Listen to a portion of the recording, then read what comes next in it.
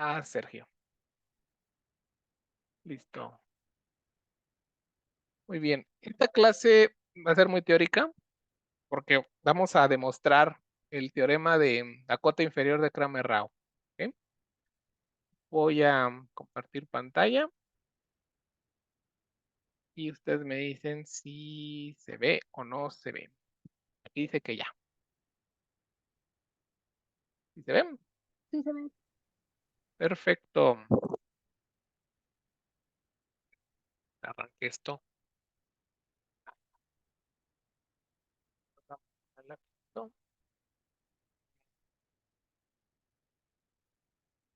Dice que no está funcionando mi lápiz.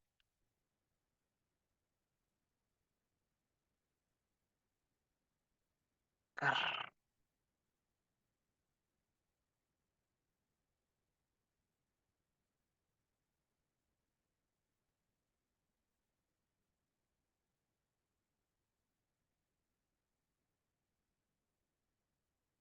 Ahí está. Espera, ¿se deja? Ahí está, parece que ahí está. A ver, aquí vemos mensajes. Déjenme ver. Se ve. Dice qué tal. Ah, y Dana dice que está triste por el examen, seguramente. No, no se preocupen. A ver. Ya saben que es un umbúe. Ya saben lo que significa un umbúe. Famosos umbúes son los mejores estimadores sesgados, ¿verdad? Son aquellos estimadores que garantizamos tienen la menor variabilidad, ¿no? Entre todos los estimadores insesgados, aquí están varios estimadores insesgados hacia un parámetro teta, todos tienen que estar centrados en el parámetro. Nosotros buscamos el que tenga una distribución con menor variabilidad alrededor del parámetro desconocido y a ese es al que le llamamos es el mejor estimador, ¿no? En ese problema sí tenemos una solución, le llamamos el umbúe, siempre y cuando nos restringamos en los estimadores insesgados. Eso es lo que hemos visto hasta ahora. ¿Y cómo encontramos los umbúes? Pues gracias a un teorema que nos decía que la varianza de un estimador insesgado siempre es más grande o igual que 1 entre n veces la información de Fisher. Eso lo vieron ya em, con este Sergio, ¿no? Este es un teorema muy importante, ¿no? Porque básicamente nos dice pues no cómo encontrarlo, sino cómo demostrar que uno es si un estimador es un bue o no. Ahorita con la demostración, cuando vemos la demostración de esta desigualdad, eso es lo bonito de entender las demostraciones. Si uno entiende la demostración de la desigualdad, uno se va a dar cuenta bajo qué condiciones se da la igualdad, porque eso es lo que yo quiero, que la varianza de mi estimador sea igual a este número, ¿no? Entonces, ahorita lo único que nos va a decir el teorema es un mayor igual, pero dentro de la demostración tendríamos que identificar bajo qué condiciones tenemos la igualdad y entonces ahí sí vamos a poder, este, em, pues no tanto, bueno, construir quizás sería la palabra construir el umbúe, no tanto es, porque los ejercicios que han visto con Sergio es, consideremos este estimador, este, y, y saquemos la varianza, y coincide con la cota inferior, por lo tanto es un bue, ¿no? Entonces, eh, eso es lo que hemos hecho, ¿no? Pero pues es un poco complicado porque ustedes dirán, pero es que ¿cómo se me va a ocurrir un estimador para que justamente su varianza coincida con este número, ¿no? Eh, pues bueno, ahorita cuando veamos la prueba, pues vamos a darnos cuenta bajo qué condiciones la varianza del estimador sí va a alcanzar la cota inferior, ¿no? Y eso es lo que nos interesa. Entonces, esta es la idea del ejercicio o del teorema de la cota inferior, ¿no? Si tú encuentras un estimador insesgado tal que la varianza de ese estimador es igual a esta cantidad, la famosa información de Fisher, así que concluimos, ¿no? Eso sí lo concluimos. Es un bue, ¿verdad? Es decir, acabamos de encontrar al mejor estimador insesgado, ¿no? Bajo esto, ¿no? O sea, pero el problema es cómo lo construyo. Ahorita a ver si con lo que vamos a ver ahorita, vamos a encontrar una regla para poder encontrar al estimador que va a alcanzar la cota y por lo tanto va a poder encontrar, vamos a poder concluir que es un umbue. Nada más aquí es aclararles que el regreso no es cierto, ¿verdad? Este no es cierto, el regreso no se vale. Si un estimador es un bue, no quiere decir que la varianza es igual a la cota inferior. Tengan mucho cuidado con eso, ¿eh? El teorema o lo que nosotros estamos afirmando es solo la ida, ¿no? ¿Qué quiere decir? si tú me demuestras que tu estimador es insesgado y su varianza coincide con la cota inferior de Kramer-Rao, entonces sí puedes concluir que es un BUE. Pero al revés, no. Si el estimador es un BUE, quién sabe si alcance o no la cota. Finalmente, la cota es una cota. No quiere decir que pues que siempre va a encontrar un estimador que la alcance, ¿no? De hecho, si ustedes se ponen así a pensar, una cota inferior para la varianza siempre es cero, ¿no? O sea, de entrada ahí, ustedes podrían decir, aquí es una cota inferior para las varianzas de un estimador, yo te pondrías el cero. Cualquier varianza siempre es positiva, ¿no? Aquí el chiste de los que hicieron este teorema fue encontrar la cota más grande. Eso es lo interesante, la cota inferior más grande para la varianza, ¿no? Entonces es la que trataron de encontrar y solucionaron el problema mediante este teorema, ¿verdad? Bueno, entonces, ¿cómo se demuestra esto? Es la gran pregunta que queremos responder ahorita y la verdad es que tenemos que respaldarnos en varios teoremas para poder concluir con esta desigualdad. Y voy a empezar a definir cosas que a lo mejor ahorita ustedes no van a entender, no van a decir, ¿y eso para qué? Pero después van a ver que es como unos legos. Vamos a ir armando con estos legos que les estoy dando, pues finalmente la desigualdad. Al principio van a decir, ¿y esta pieza para qué me va a servir? Y están bien fumadas y dicen, ¿y cómo se les ocurrió? Bueno, sí tiene una historia de cómo se les ocurrieron todas estas cosas, pero vamos viéndola poco a poco, ¿no? Vamos a definir primero lo que es algo que en estadística le llamamos la función score de una muestra, ¿ok? Es lo que vamos a ver ahorita. Es una definición, ¿ok? Entonces, ¿cómo empezamos las definiciones? Pues con el CA, ¿no? Vamos a suponer que nos vas a dar una muestra aleatoria de un fenómeno aleatorio, que se gobierna por esta densidad, ¿no? Entonces ya saben, ¿no? Lo que significa muestra aleatoria, hasta aquí ya no hay ningún problema. Entonces, vamos a definimos la función score de la muestra, ¿ah? ¿Cómo? Aquí viene la definición, le vamos a poner una S, ¿no? De score. Aquí teóricamente, bueno, ya para simplificar y porque a mí soy bien flojo, para no escribir el vector x1 hasta xn, voy a escribir x sub barra, ¿no? Para no escribir el vector de la muestra, ¿no? Entonces es una función de la muestra que va a depender del parámetro, ¿no? Va a depender del parámetro y se va a definir de la siguiente manera. La derivada respecto de teta del logaritmo de la distribución conjunta de estas variables aleatorias. Por eso voy a poner una x aquí, porque es la distribución conjunta de estas variables aleatorias. ¿Evaluadas en dónde? En las variables aleatorias que por supuesto dependen de teta, puesto que el modelo depende de teta. Entonces, esta es la función score. Es una variable aleatoria porque estoy agarrando las variables aleatorias y las estoy evaluando en esta función. ¿Y cuál es esta función? Pues f de x, ustedes la pueden ver así, es la conjunta. Aquí yo tengo una gran ventaja, me estás diciendo que esta es una muestra aleatoria, entonces hay independencia, y si hay independencia, la distribución conjunta se define como el producto de las marginales, ¿verdad? Esto es porque tengo una muestra aleatoria. Entonces, la gran ventaja que yo tengo al hacer el supuesto de que me vas a dar una muestra aleatoria es la independencia. Y gracias a la independencia yo te puedo decir que la distribución conjunta de mi muestra, este vector aleatorio, es el producto de las marginales, es decir, el producto de cada una de las densidades de cada una de ellas. Y eso facilita mucho el entendimiento de esta función, que ahorita ustedes dirán, ¿cómo se les ocurrió esta función score? ¿De dónde salió esta función? ¿Y para qué la vamos a usar? Ahorita pues estamos con esa duda. Ahorita les voy a enseñar más o menos de dónde se les ocurrió a estos tipos definir algo así, porque pues, no nada más ahí se nos ocurrió y va a funcionar, ¿no? Tiene una razón de por qué se les ocurre esta, ¿no? Y acuérdense que aquí estoy logaritmo, lo estoy interpretando como logaritmo natural, poniendo que es el logaritmo natural. Entonces, aquí yo tengo esta es la definición, ¿ok? Pero pues si yo sigo con lo que yo sé de las propiedades de los logaritmos y de la distribución conjunta, tú me estás diciendo que la función conjunta es el producto, les digo a la 1 hasta n de cada una de las marginales. Entonces aquí ya pongo x y depende de teta, ¿no? Ahí está el producto de las marginales. Ahora aquí lo que importante que yo quiero notar es que esta es una variable aleatoria. Estoy agarrando la variable aleatoria y la estoy enchufando en su densidad. Entonces es una nueva variable aleatoria, ¿eh? No crean que esto es un número, es una variable aleatoria lo que está aquí. Es una variable aleatoria que se enchufó en su propia función de densidad. por lo tanto es una nueva variable aleatoria, ¿de acuerdo? Entonces, hasta acá, pues ¿qué otra cosa me enseñaron de la propiedad de los logaritmos? Que, los productos se vuelve suma, ¿verdad? Es otra gran ventaja que tenemos en ¿cómo se llama? En los logaritmos. Y si yo sigo, pues bueno, sé la propiedad de linealidad de la derivada, entonces la puedo terminar escribiendo así. Logaritmo de f de xy, coma teta.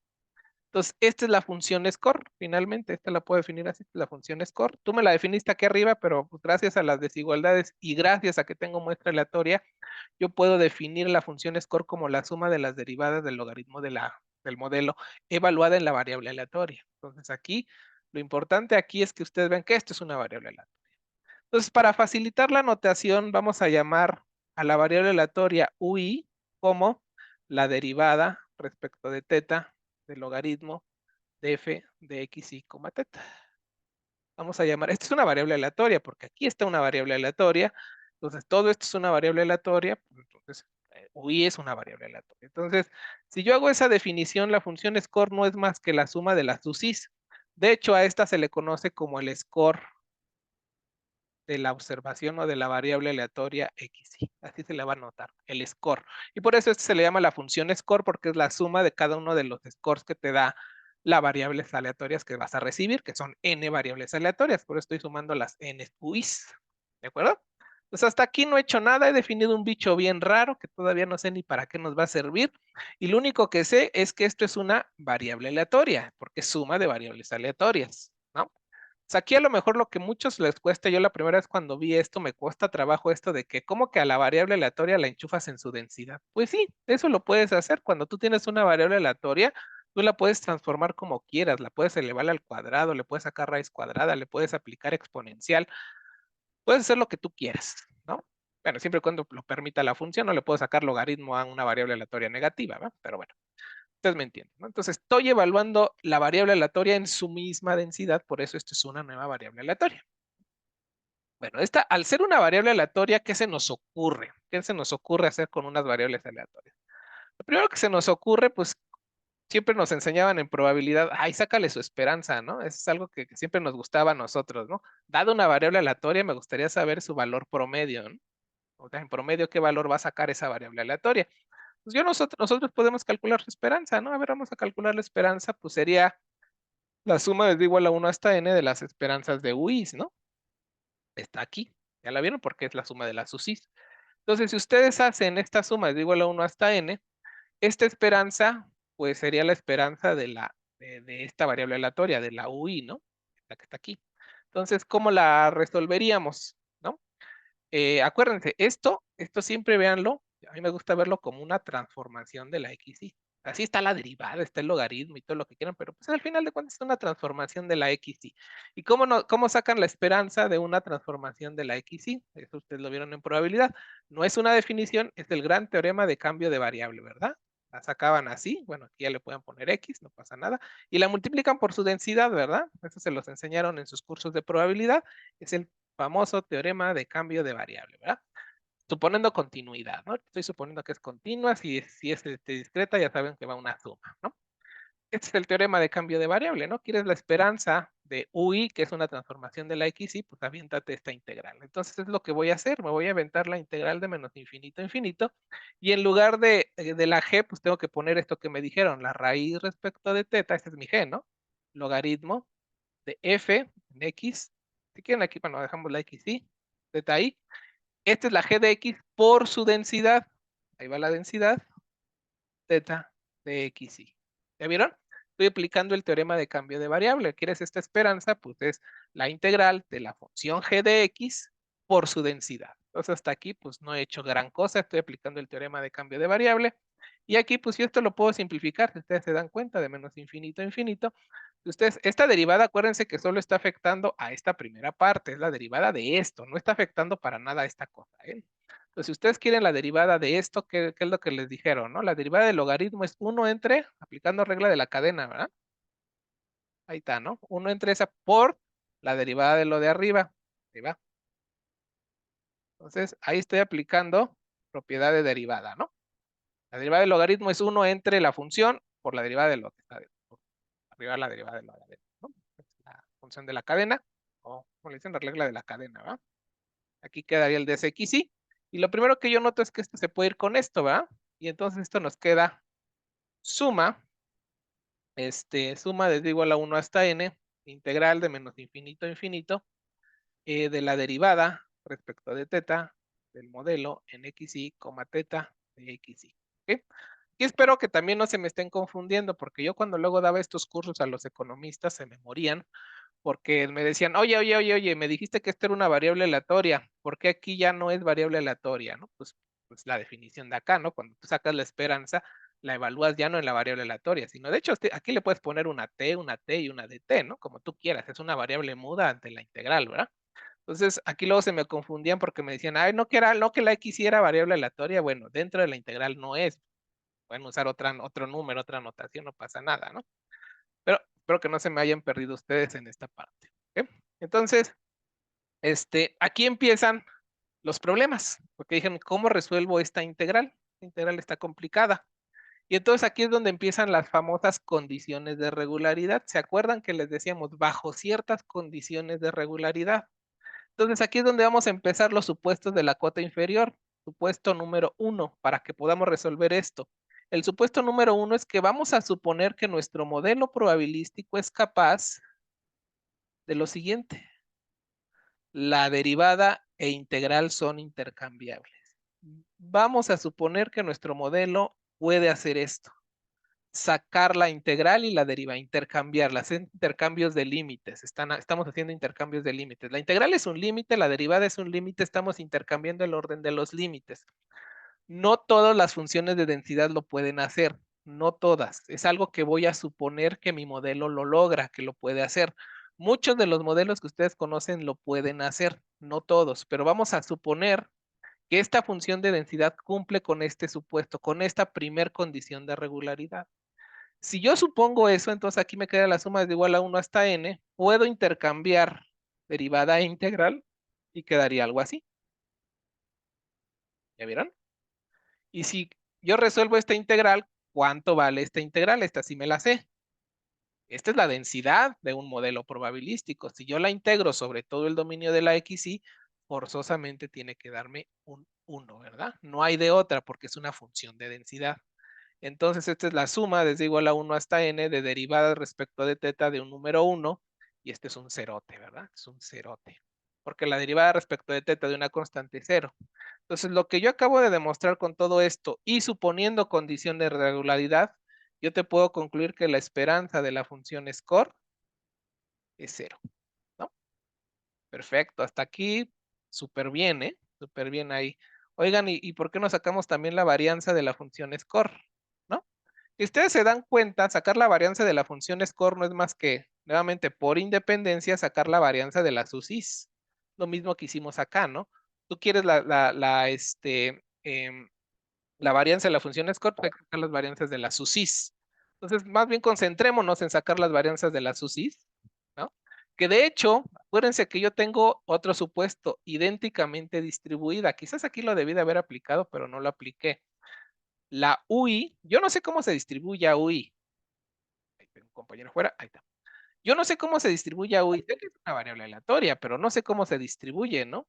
Pero lo que sí sé es que la X sí se distribuye con una función de ese, pero la XJ también se distribuye con esa, ¿no? Es decir, son idénticamente distribuidas, eso yo lo sé. Pero entonces, si yo le estoy aplicando la misma transformación a cada variable XY, entonces eso implica que las UI son idénticamente distribuidas. ¿Sí lo vieron?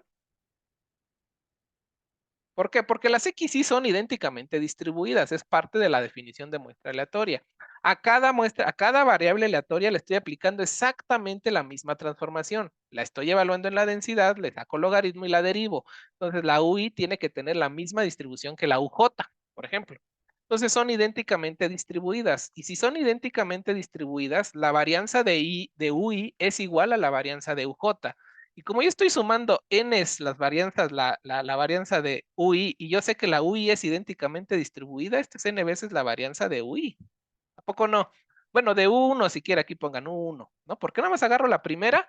Con que resuelve el problema para la primera ya cabe, porque todas tienen la misma distribución, entonces su varianza es la misma, igual con su esperanza, todas las UCIs tienen la misma esperanza y la misma varianza, puesto que son idénticamente distribuidas. Entonces, hasta aquí tampoco he hecho gran cosa, simplemente he aplicado lo que me enseñaron. Aquí quedaría n veces, ¿cuál es la varianza de UI? Pues a mí me enseñaron que era el segundo momento menos el primer momento al cuadrado, ¿no? Alguna vez probaron este ejercicio en sus cursos de probabilidad. Y yo sé que la esperanza de la UI vale 0, entonces queda n veces la esperanza de UI de 1 al cuadrado, ¿no? ¿Y quién es n veces la esperanza de 1 al cuadrado? ¿Quién es U1? Es la derivada respecto a teta, el logaritmo del modelo evaluado en X. Aquí ya pónganle I1, me da lo mismo, porque como son idénticamente distribuidas, le voy a dejar I, no pasa nada. Pues es lo mismo, si sea 1, 2, 3, 4, como le estoy sacando la esperanza, son idénticamente distribuidas, que depende de teta, y todo esto al cuadrado, y ya cabe. Esto que está aquí, como que ya empieza a tomar forma a lo que ustedes vieron con Sergio, la famosa información de Fisher. De hecho, esta es la información de Fisher. Esto que está aquí, así se va a definir. Definición. Vamos a definir la función, ¿cómo se llama? La información de Fisher como la esperanza de la derivada respecto de teta del logaritmo de f de x, y. Y aquí estoy seguro que algunos han de estar diciendo, wow, wow, wow, wow, usted está mal, profesor, esta no es la definición que nos dio Sergio, porque Sergio metió una segunda derivada y le metió todavía un negativo por ahí, ¿no? Pues bueno, vamos a ver que son equivalentes esas definiciones, ¿no? Yo se las estoy definiendo en este momento de esta forma. Es la derivada respecto de teta del logaritmo del modelo evaluado en x al cuadrado. El segundo momento, por así decirlo. Esta es la que yo voy a definir como la función de Fisher. Ya después nos va a tocar aventarnos el show de cómo demostrar, esto es algo que tenemos que demostrar, que esto es equivalente a lo que vieron con Sergio, menos n veces, bueno, menos la esperanza de la derivada respecto de teta 2 veces del logaritmo del modelo. Esto es una demostración. Hay que demostrarlo. Y la verdad es que esta demostración nos va a ayudar mucho porque es muchísimo más fácil calcular esto, ya cuando lleguen los modelos y toda la cosa, es muchísimo más fácil calcular esta esperanza que esta. Esta esperanza está complicadísima porque es elevar al cuadrado. Y calcular cosas al cuadrado es complicado estas esperanzas. Entonces mejor te demuestro que esta esperanza es equivalente a esta y después mejor calculo esta esperanza, porque aquí si ustedes se dan cuenta no estoy elevando al cuadrado nada, nada más estoy derivando 2 veces al modelo. Entonces eso pues no pasa nada. Entonces esto es algo que tendríamos que en su momento demostrar para poder justificar la desigualdad final de Kramer-Rao. Entonces hasta aquí, la verdad es que yo los entiendo. Han de decir, ¿y este cuate de qué fumó? ¿Por qué definió esta función así? ¿Por qué nos puso a sacar su esperanza? ¿Por qué nos puso a sacar su varianza? ¿Y por qué salió esta cantidad que es tan importante para la desigualdad? Bueno, pues ya salió la información de Fisher por ahí. La información de Fisher no es más que la varianza de la función score, de esta variable aleatoria. Entonces, es la varianza de UI, es la información de Fisher, ¿no? Ahora, ¿por qué le pusieron ese nombre? También muy interesante lo que hay detrás de la información de Fisher. Bueno, hasta aquí solo definí un bicho bien raro, pude sacar algunas propiedades de ese bicho raro, pero sigo sin saber cómo lo vamos a utilizar. Ahora sí, ¿cómo se demuestra, cómo demostraron la desigualdad de Kramer-Rao? Algo muy bonito. Salió de una desigualdad que a lo mejor ustedes probaron en su curso de probabilidad, que se llama el coeficiente de correlación entre dos variables aleatorias. Este es un teorema que a lo mejor sí lo podemos demostrar, yo creo. A lo mejor lo definieron así, R de X, Y, o sea, X y Y variables aleatorias.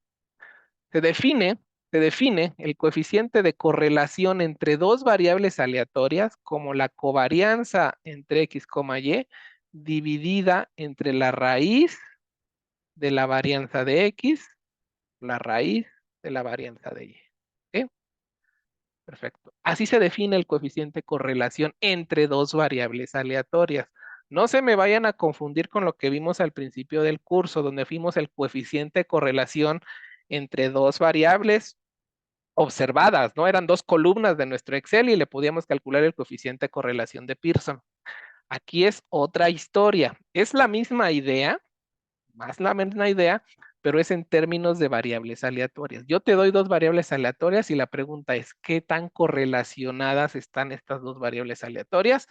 Este índice nos va a decir qué tan correlacionadas están. En su momento, ustedes mediante la desigualdad de Cauchy-Schwarz, con esos datos que ustedes estaban viendo en su tarea, ustedes fueron capaces de demostrar que el coeficiente de correlación de Pearson estaba entre -1 y 1. Bueno, es algo que también aquí, ahorita lo voy a dejar pendiente, pero regreso a la demostración de esto, pero es algo que nos va a servir mucho para demostrar la desigualdad de Clutter-Kramer-Rao. Pero este coeficiente de correlación entre variables aleatorias cumple exactamente la misma propiedad. El coeficiente de correlación entre dos variables aleatorias va a andarse moviendo entre -1 y 1. ¿Y se acuerdan cuándo valía 1 el coeficiente de correlación? ¿Alguien que se acuerde?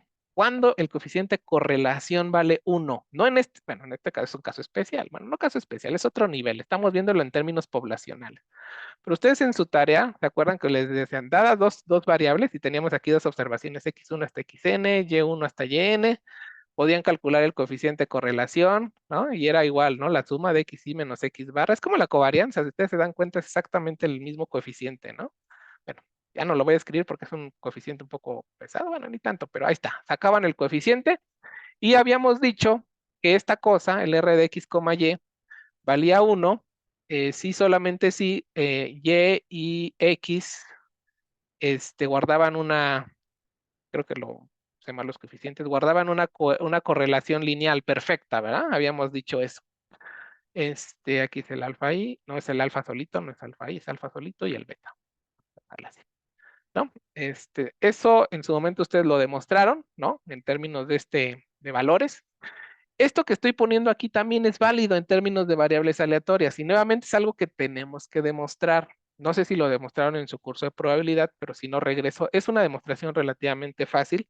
Pero ahorita lo que me gustaría es que ustedes creyeran esta desigualdad, porque a partir de esta desigualdad es que vamos a demostrar la cota inferior de Kramer-Rao. Pero es exactamente lo mismo. El coeficiente de correlación entre dos variables aleatorias se define de esta forma, cumple con esta propiedad de que el coeficiente de correlación se mueve -1 y 1. Y la segunda propiedad es que el coeficiente de correlación, vamos a ponerle en valor absoluto, vale 1, si solamente si la variable aleatoria x y la variable aleatoria y guardan una relación lineal entre ellas. Es decir, x se puede expresar como una transformación lineal de y, o y se puede representar como una transformación lineal de x, en invertible, ¿no? A distinto de 0. ¿No? Entonces, esta es otra propiedad que tiene este numerito. Pero aquí lo que me interesa es la desigualdad, porque a partir de la desigualdad del coeficiente de correlación entre dos variables aleatorias, es como vamos a poder demostrar. Ah, miren, aquí qué bueno que me contestaron, ¿no? Cuando están muy correlacionadas, dice Dana, cuando era casi lineal en los cuadrantes 1 y 3. Ah, sí, cierto, ya, muy bien. Qué bueno que están atentos. No había visto el chat, perdón, es que se me sale aquí luego el aviso, pero ahora no me salió. Eh, pero ahí vamos, ¿no? Ahorita esto es algo que tengo que demostrar. No sé si me dé tiempo ahorita porque me quiero concentrar más en la desigualdad de Kramer-Rao, que esa es la que queremos ver para el curso. Esto se supone que en su curso de probabilidad 2 lo vieron. Se supone, ¿no? La demostración también. Está muy bonita la demostración, es muy padre. Entonces, si yo me creo, sobre todo este punto 1, yo lo que puedo garantizar es que el valor absoluto es menor o igual a 1, ¿ya? Haz cuenta, yo les doy dos variables aleatorias, entonces el valor absoluto del coeficiente de la correlación lineal entre dos variables siempre va a ser menor o igual a 1. Esto implica que si ustedes lo elevan al cuadrado, esto también es menor o igual a 1. Entonces, si eso lo elevan al cuadrado, quedaría que la covarianza cuadrada de x, y estoy elevando al cuadrado el coeficiente de correlación, entre la varianza de x por la varianza de y es menor o igual a 1, ¿no? Y entonces, de aquí pueden construir una cota inferior para una varianza. Vean esto, lo que voy a hacer. Voy a sacar esto, voy a dejar la varianza de x, vamos a dejar la de x, y voy a poner acá la varianza de y. ¿Y vieron lo que hice? Pasé multiplicando. Entonces, si ustedes quisieran una cota inferior para la varianza de y, ¿cuál sería su cota inferior? La cota inferior que te arrojaría esta desigualdad sería esta sería la cota inferior, ay, Dios mío, este numerito que está aquí sería la cota inferior de la varianza de Y. ¿Ya vieron?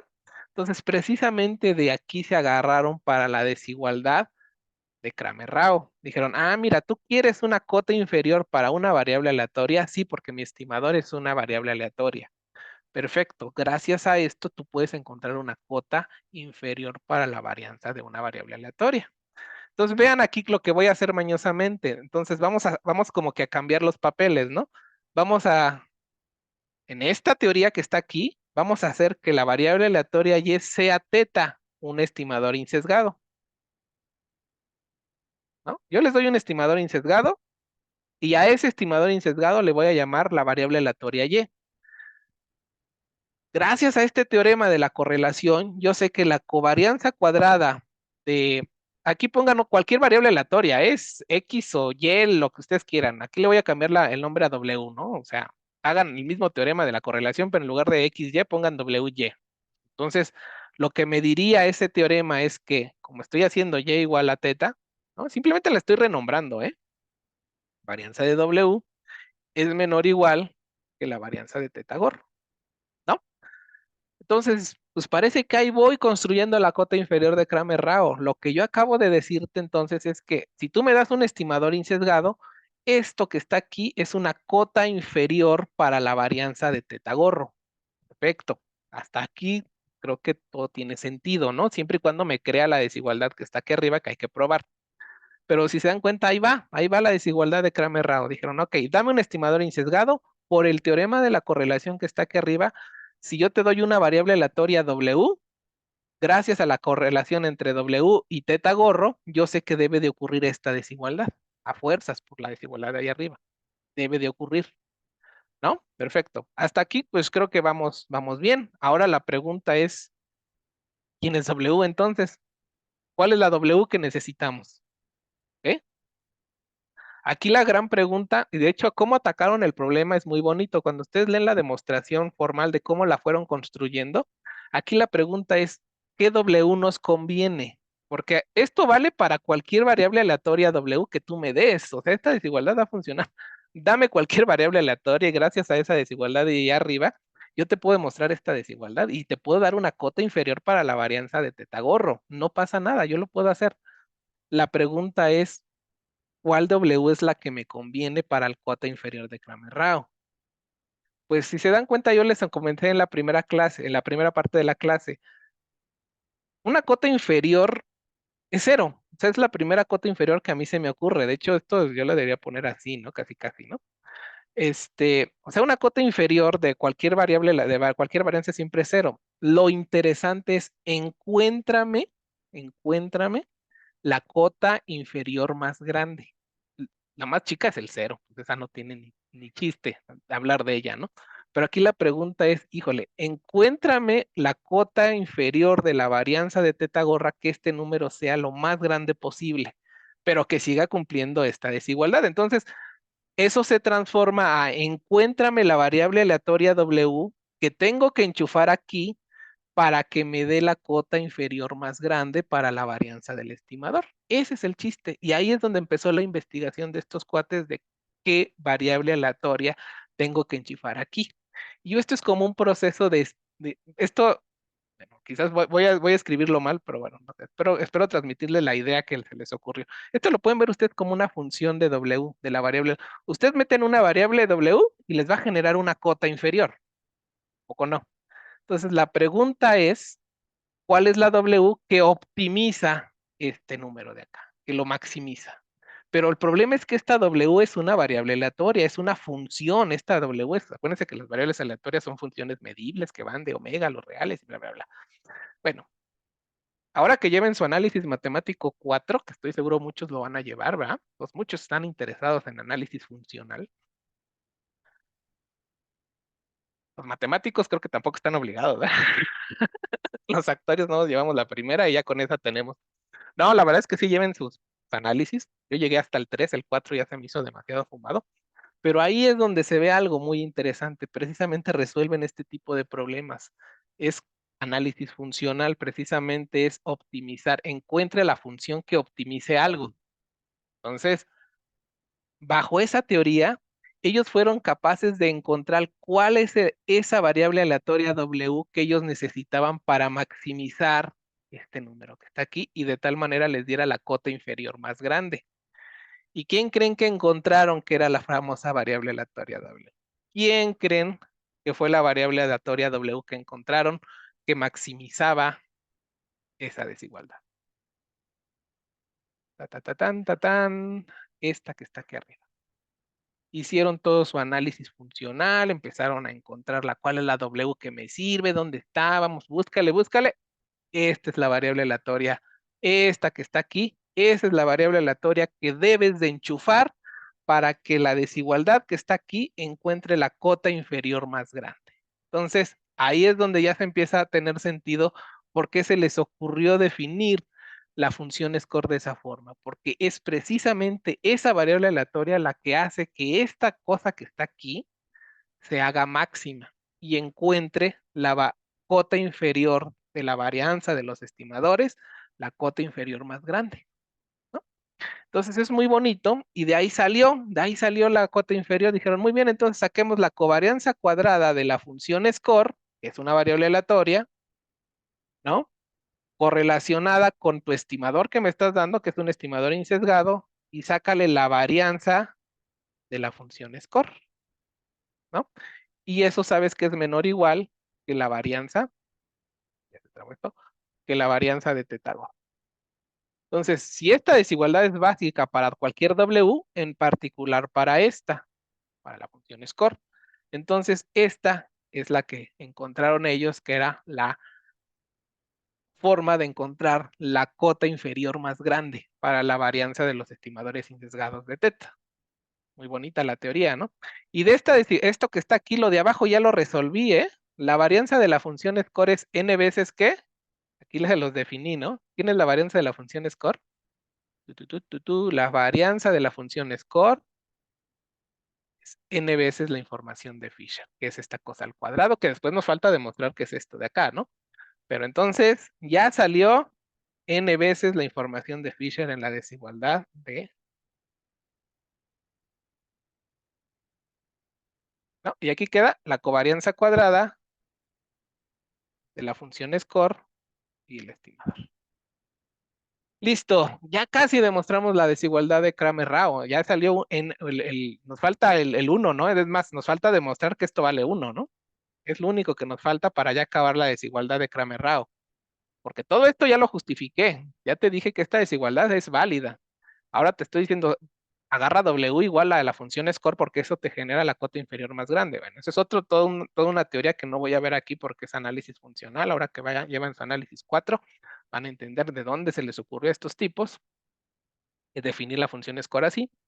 Y entonces, pues nada más para terminar el teorema de la cota inferior, tengo que demostrar, ¿qué me falta demostrar? Pues no tanto demostrar, calcular. Tengo que calcular la covarianza entre la función score, ¿no? La covarianza entre la función score y un estimador insesgado, donde teta es un estimador insesgado cualquiera, ¿eh? No estoy definiéndolo ahí, este debe de ser ni nada, ¿no? Entonces este teta gorro es un estimador insesgado, el que sea. Tú dámelo y esta cosa funciona, ¿no? Muy importante que hasta ahorita hemos ocupado algo de la condición de regularidad. Acuérdense, para que todo esto funcione, supusimos una cosa, ¿verdad? Esto es una condición de regularidad. Sigamos con nuestro ejercicio. Ahora, ¿cómo calculamos esta covarianza? Porque pues hay que demostrar, hay que terminar el teorema de cota inferior, ¿no? Entonces hay que calcular esta covarianza. Entonces aquí nada más hago el paréntesis. Ustedes en su momento, ¿qué les enseñaron que es la covarianza, no? En su curso de probabilidad 2 les dijeron, es que tienes que calcular la esperanza del producto, ¿no? Algo así, ¿verdad? Em, a ver, que si ustedes la calculan, si no mal recuerdo, se puede calcular así, ¿no? Mu de X, aquí, si no lo puse mu de X es la esperanza de X, y mu de Y es la esperanza de Y, ¿no? Entonces, según yo, una forma de demostrar La covarianza entre dos variables aleatorias es calcularte este, eh, estas cosas, ¿no? Ok, ok, pues vamos a aplicar eso. Entonces, seguimos con nuestra demostración. ¿Cuánto vale la covarianza entre la función score y teta gorro? Aquí acuérdense que teta gorro, somos bien flojos los estadísticos, pero teta gorro siempre es una función de la muestra. Un estimador insesgado es su función de la muestra. Ahí está metida la X, y aquí también está metida en las X, en la función score. Entonces, de hecho, pues, si son un poquito menos flojos, quedaría así, ¿no? Teta como función de la muestra y la función score también como función de la muestra. ¿Ok? Pues vamos a calcular esa covarianza, quedaría la esperanza, ¿no? Si yo me sigo con esta cosa de aquí abajo, quedaría la esperanza de la función score por el estimador, que también depende de la muestra, ¿no? Menos mu de x, que sería la esperanza de la función score, que sí la calculé, ¿verdad? Por ahí arriba la calculé, ¿se acordaron? Que ¿No era multiplica, cero? ay, claro, era 0, por la esperanza de teta gorro. Compañero, el que levantó el micrófono, dijo, es 0, perfecto. Eso nos facilita mucho. Ya calculamos la esperanza de la función score, entonces nada más nos queda calcular esta esperanza. Que si se dan cuenta, es una función, llámenle otra g, ponle g1, es una función de la muestra, ¿a poco no? Esto que está aquí, cuando ustedes y también del parámetro, ahí está metido, pero ahorita, esto es una esperanza de una transformación del vector aleatorio, ¿a poco no? Finalmente, esto depende de la muestra, esto depende de la muestra, y nuevamente, ¿cómo calculo la esperanza de una transformación este, de la muestra aleatoria? ¿No? Eso también lo vieron en sus cursos, teorema de cambio de variable. Es una integral, ¿verdad? Es una integral de la función, en este caso de g de 1 de x, por la función de densidad conjunta, porque están todas las variables metidas aquí, ahí están todas metidas, y hay que integrar respecto a todas, y de hecho es en todo el espacio Rn, porque las variables están, el vector aleatorio se está moviendo en Rn, ¿no? Este es el que yo estoy diciéndole así, que está en Rn. Entonces, esta esperanza se calcula mediante esta integral. Es el teorema de cambio de variables. Bueno, si quieren, lo deberíamos de poner, si ustedes se quieren hacer en sus cursos de cálculo 4, que ya todos pasaron cálculo 4, ¿ah? Sí, ¿no? Es n integrales, y aquí, pues, si quieren, pongan dx1, dx2, dxn, ¿no? Más apatallante, ¿no? Así, más guau, ¿no? Pues hay que resolver esta integral horrible, ¿no? ¿Qué les digo? Es más fácil en términos vectoriales, en lugar de poner n integrales, pues una, y en lugar de dx1, pues un dx nada más, o dx vector. Entonces, si yo resuelvo esa integral, nuevamente voy a poner una, es integral sobre Rn. G, ¿quién es G? Pues es el producto de la función score. Aquí ya son x chiquitas, ya no son variables aleatorias, ¿no? Que multiplica ¿a quién? Al estimador teta gorrito, ajá, por la función de densidad, ¿no? De X, ¿no? Listo. Pues llegamos ahí, ¿no? No, hay que seguir más, hay que seguir más. Van a ver ahorita. ¿Quién es la función score? Me dijiste que era la derivada respecto de teta del logaritmo de la densidad conjunta. Así empezó la clase. Esta es la función score.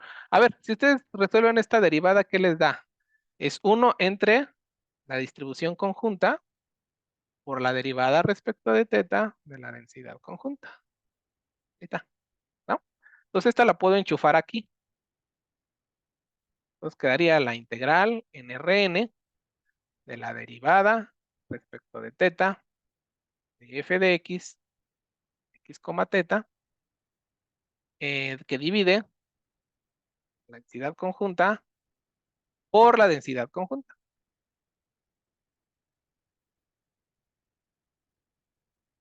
Tatán, tatán. Ah, me falta el estimador, me falta el estimador. Ay, yo estaba diciendo una burrada aquí. Por teta gorrito, ¿no? Teta gorrito en x, y aquí va la densidad. ¿Sí vieron lo que hice? No hice más que derivar la función score, resolverla, es esto que está aquí. Entonces la enchufo, está, y entonces esta se va a ir con esta. ¿De acuerdo? Entonces queda la integral en Rn de la derivada respecto de teta, estimador, por f de x en x, teta diferencial de x. ¿Y qué creen que voy a pedir de condición de regularidad? ¿Qué creen que voy a añadir a las condiciones de regularidad?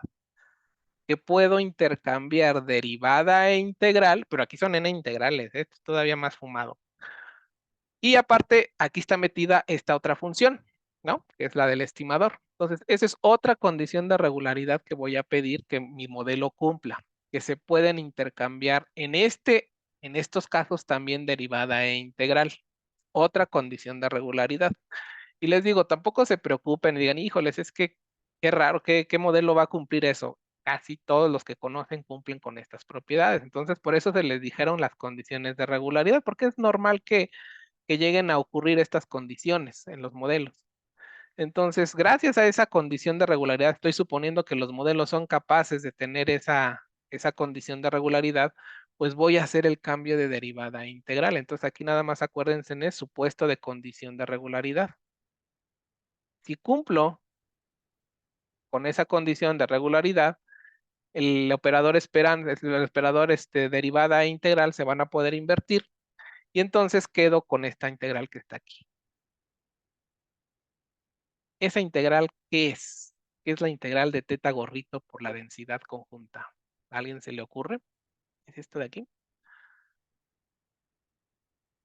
¿Alguien? ¿Alguien diga algo? Esta integral sí tiene forma de algo, ¿eh? Es el teorema de cambio de variable. Realmente ese es algo que ustedes han visto. ¿Alguien se le ocurre?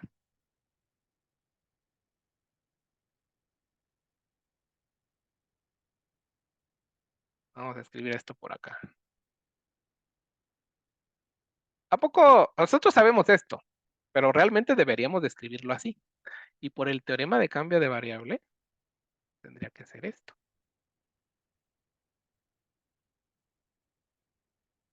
¿Sí lo vieron? Dice Dana que no lo vio. Es el teorema de cambio de variable, ¿no? La esperanza del estimador teta, realmente la debemos describir como la esperanza de la transformación del vector aleatorio x, que por el teorema de cambio de variable sería la integral sobre todo Rn de la función que le estás aplicando al vector aleatorio por la densidad del vector aleatorio. Es el teorema de cambio de variable, ¿no? Pues es lo que nos quedó aquí, esto que está aquí. Entonces la derivada respecto de teta de la esperanza de teta gorro. ¿Y qué dijimos que era teta gorro? Un estimador insesgado. La esperanza de teta gorro es teta. ¿Cuánto es la derivada de teta respecto de teta? 1. Resulta, entonces, que la covarianza entre la función score y teta gorro, donde teta gorro es un estimador insesgado, y suponiendo condiciones de regularidad, resulta que esa covarianza vale 1. Por lo tanto, regreso a esto que está aquí y ya sé que esto es 1 al cuadrado, porque es la covarianza al cuadrado, que es 1, entre n veces la información de Fisher, menor o igual que la varianza de Tetagor.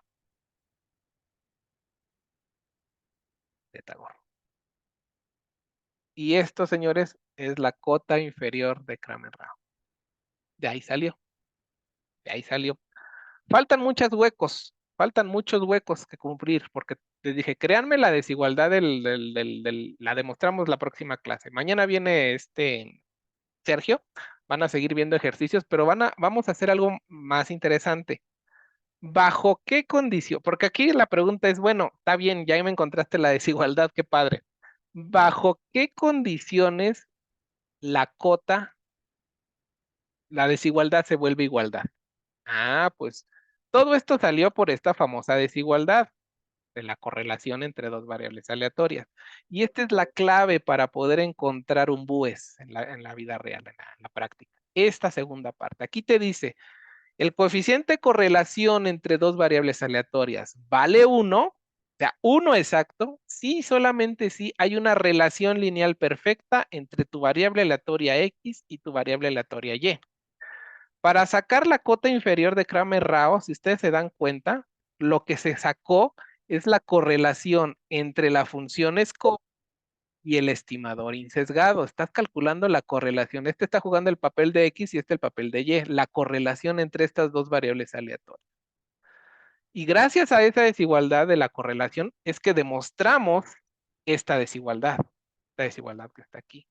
Entonces yo regreso con toda la teoría y les digo, entonces, ¿bajo qué condiciones voy a poder garantizar la igualdad? ¿Bajo qué condiciones? Pues bajo qué condiciones la desigualdad o la correlación entre dos variables vale 1. Pues entonces ahí está la clave para encontrar un BUES. Si la función score y el estimador insesgado que tú me propones, acuérdense que es insesgado y uno lo propone, uno lo está proponiendo. Si la correlación entre la función score y el estimador insesgado es una correlación lineal, ya no necesito hacer todo esto. Yo garantizo que la varianza de este estimador insesgado va a alcanzar su cota, porque la teoría nos dice que si la correlación entre estas dos cosas es lineal, lo que me garantiza todo esto es que se vuelve igualdad. La desigualdad se vuelve igualdad. Y si se vuelve igualdad, en términos estadísticos, estoy encontrando el umbúe. Entonces, realmente nuestra búsqueda del umbúe se va a limitar en poder, a partir de la función score, construir un estimador insesgado que tenga o que guarde una relación lineal con la función score. Suponga teta gorro insesgado. Es como un colorario, como una consecuencia. Suponga teta gorro insesgado, tal que la función score la puedo escribir así. Acuérdense que teta está en función también de la muestra. Imagínense que yo les consigo un estimador insesgado y les exhibo que la función score la puedo escribir de esta forma. ¿Qué quiere decir esto? Tu estimador insesgado y la función score guardan una relación lineal. Eso quiere decir que su coeficiente de correlación va a valer 1. Si vale 1, la varianza de tu estimador va a alcanzar la cota. La consecuencia de estas dos cosas, de tener un estimador insesgado y de guardar una relación lineal entre función score y tu estimador, es que teta es un BUE. Y créanme que es más fácil trabajar aquí, en esta parte, que a calcularte la cota inferior, proponer tu estimador, sacarle la varianza, cruzar los dedos para que la alcance. 1000 veces ver la correlación lineal entre la función score y lo que tú propones, y de esa forma puedes garantizar que el estimador va a alcanzar la cota. ¿Ok? Listo. Miércoles vengo yo, mañana viene Sergio a hacer ejercicios. Van a encontrar un BUES ahora por medio de esta fórmula que les estoy buscando. Van a encontrar la función score y van a empezar a jugar con esa función score para de ahí extraer al umbúe, porque esa va a ser la forma. De la función score tienes que extraer al umbúe. Ajá. Entonces, ahora van a hacer estos ejercicios. Muy bien. Listo. No sé si haya dudas. ¿Cómo vieron? Bonita la teoría, ¿eh? Hay muchas cosas que me faltaron demostrar, pero las demostramos el miércoles, ¿ok? Voy a guardar este pizarrón porque me falta demostrar esto de la información de Fisher. Hay mucha información, sí, sí, sí, sí, la verdad es que, Dana, es mucha información. Por eso hay que ver el video, repasar, pero bueno, pues así se va construyendo. Muy bien, Ayala, Abraham, listo. Esos son los teoremas que nos sirven mucho en estadística. Cuídense, nos vemos, escuchamos miércoles, mañana viene Sergio. Hasta luego, gracias. Árale, No, cuídense. profe. Árale, bye bye. Ah, ahí está Sergio.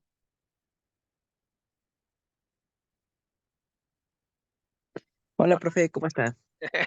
Bien, yo diciendo que no habías venido. No, me conecté al final, es que me dolía mucho la cabeza Ay, y me quedé dormido y por eso ya no entré. Ah, no te preocupes, yo ahorita te paso la grabación, Ah, sí, súper. ¿vale? Por favor, profe. Voy a detener la grabación.